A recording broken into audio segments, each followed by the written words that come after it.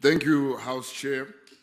I'd like to begin my speech with a quote by President Cyril Ramaphosa, which was delivered at a keynote address in 2023 at a national dialogue on anti-corruption in Boksburg. I quote, "Corruption has wounded our democracy and has shaken people's faith in our institutions.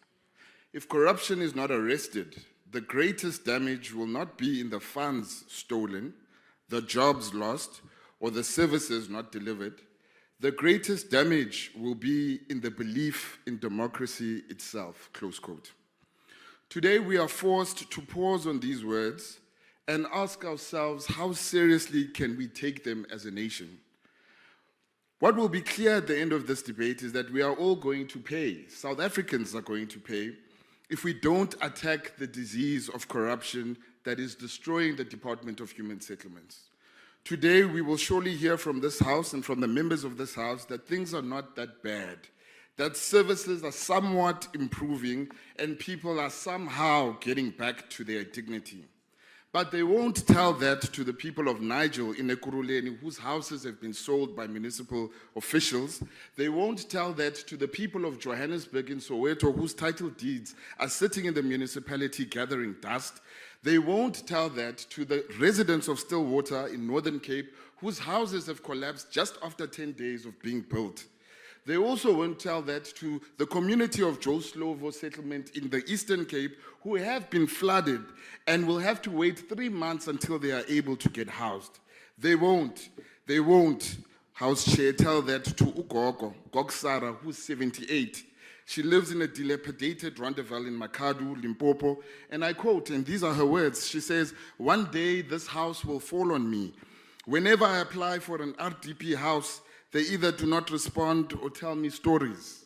What answers, Minister, do you have for this lady?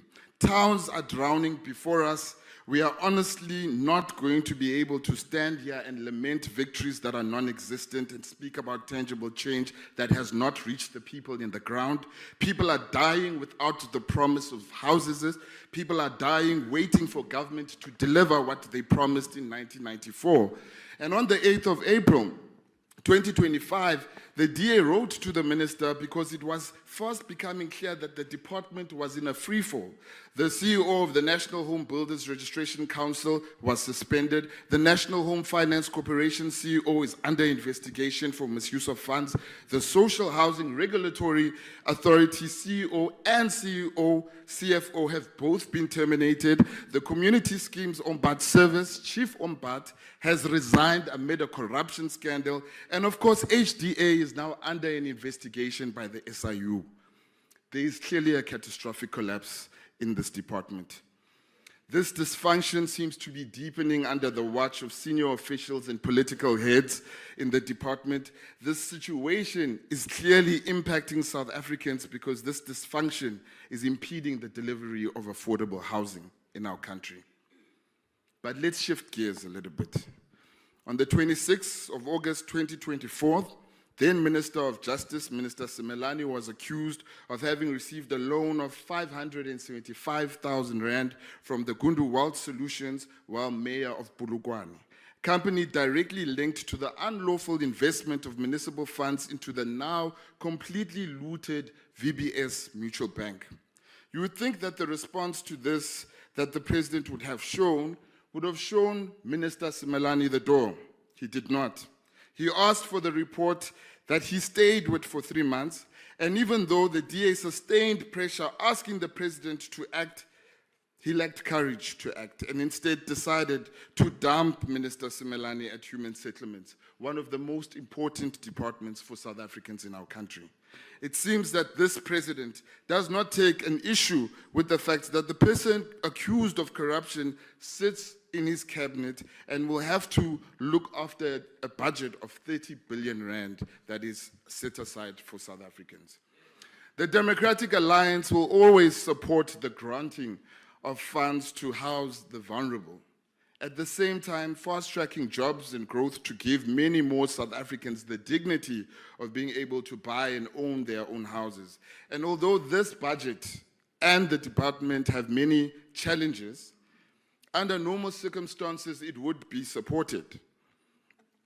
However, we sit with a minister who faces corruption allegations, who has not been accountable to the South African public, and it is because of this we struggle to support this particular budget.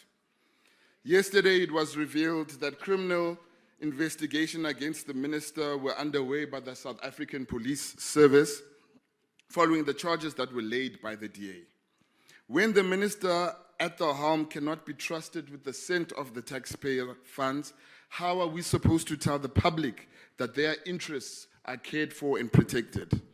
Minister Simelane cannot be trusted with a single rand, let alone 33 billion rand of this budget. As President Ramaphosa said, corruption has wounded our democracy and shaken people's faith in our institutions.